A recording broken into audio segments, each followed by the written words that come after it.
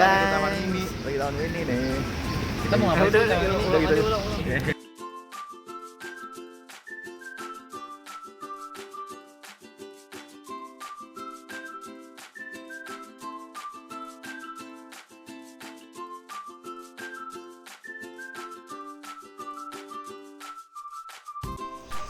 Nah, sekarang kita berada di Masjid Pangeran Diponegoro.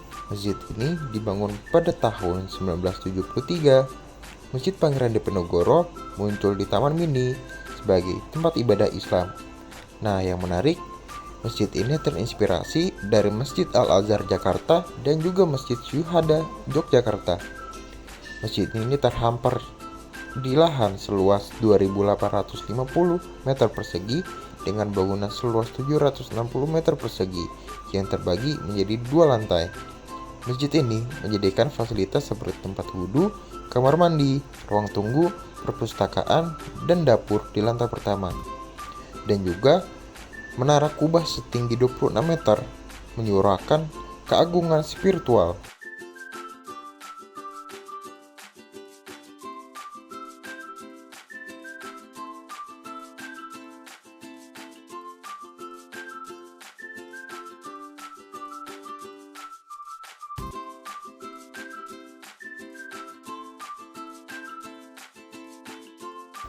Gereja Santa Katarina di Taman Mini Indonesia Indah yang diresmikan pada 1984 menjadi lambang agama Katolik dalam kompleks yang menampilkan keragaman budaya Indonesia.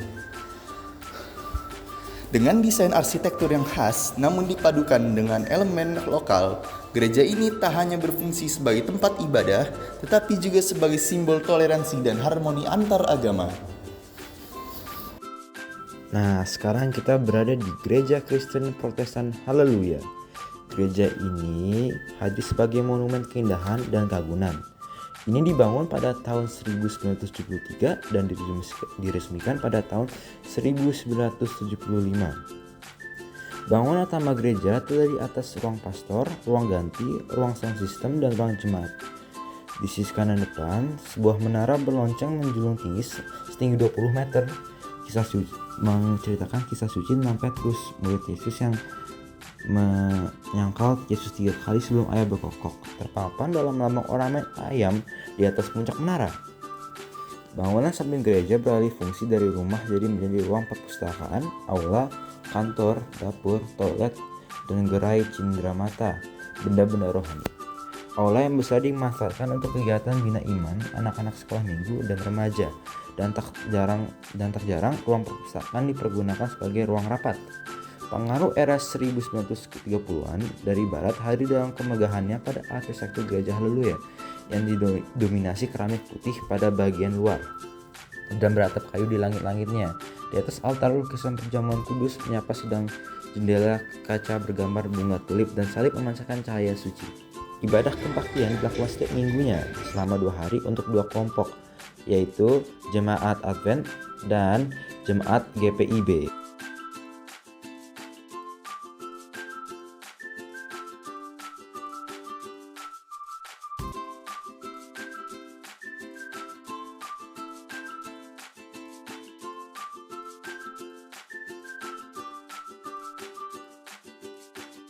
Nah, sekarang kita ada di Pura Hindu Dharma Penataran Agung Kertapuni.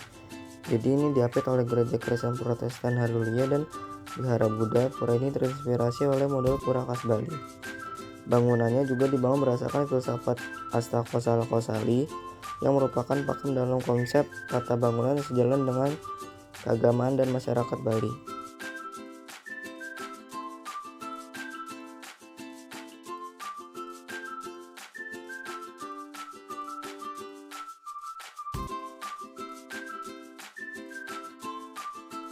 Nah, sekarang kita ada di rumah ibadah umat Buddha yang bernama Wihara Arya Dwipa Arama. Jadi tempat ini terinspirasi dari bangunan wihara dengan pola stupa khas agama Buddha yang dihiasi lambang cakra, prapta, dan patina sutta.